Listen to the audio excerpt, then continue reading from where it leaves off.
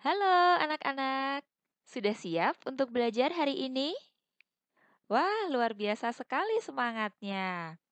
Hari ini kita akan belajar bersama-sama tentang hewan buas dan hewan jinak. Perhatikan baik-baik ya anak-anak.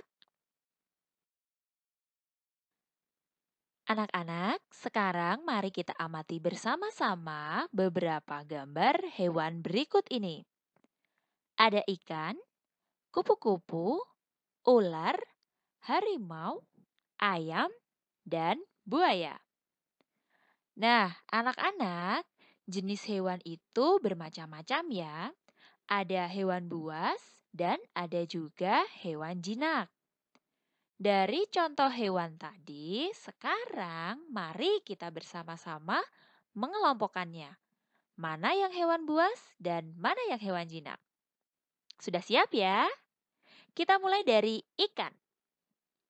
Ikan itu termasuk hewan buas atau hewan jinak ya? Ya, ikan termasuk hewan jinak. Kalau kupu-kupu? Ya, betul sekali. Kupu-kupu juga termasuk hewan jinak. Lalu, kalau ular? Oh, ular ternyata termasuk hewan buas ya, anak-anak. Kalau harimau? Ya, betul sekali. Harimau termasuk hewan buas. Yang berikutnya, ayam. Ayo, ayam termasuk yang mana ya? Ya, ayam termasuk hewan jinak. Dan yang terakhir adalah buaya. Buaya termasuk yang? Oke, tepat sekali. Buaya termasuk hewan buas. Nah, anak-anak, dari contoh ini tadi, sekarang kita jadi tahu ya, mana saja yang termasuk hewan buas dan mana saja yang termasuk hewan jinak.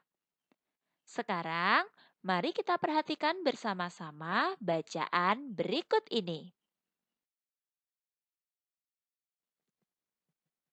Hewan buas dan hewan jinak.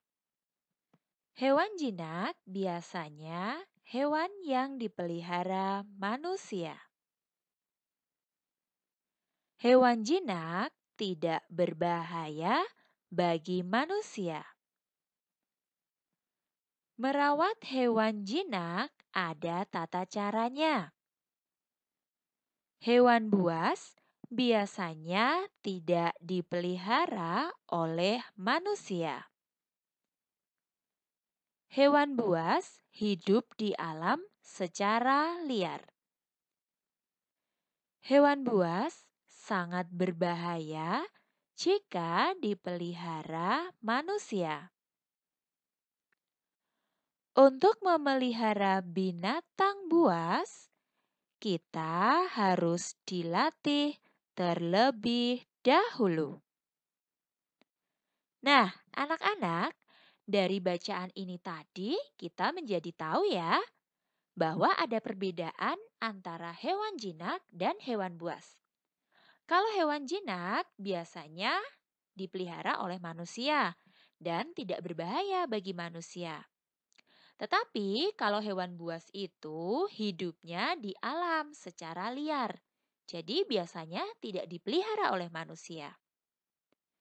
Kemudian kita juga harus tahu ya tata cara dalam merawat hewan. Dan kalau kita ingin memelihara binatang buas, itu ada aturannya ya. Dan kita harus dilatih terlebih dahulu. Misalnya hewan buas yang berada di kebun binatang ya. Maka untuk memeliharanya atau merawatnya harus orang-orang yang dilatih terlebih dahulu. Baik, anak-anak sudah mengerti ya isi dari bacaan tadi tentang hewan buas dan hewan jinak? Nah, sekarang mari kita bersama-sama mengerjakan soal berikut ini. Tulislah ungkapan pemberitahuan sesuai teks yang telah kamu baca. Jadi, dari bacaan tadi, kalimat atau ungkapan pemberitahuannya apa saja ya? Ada yang bisa membantu Bu Guru?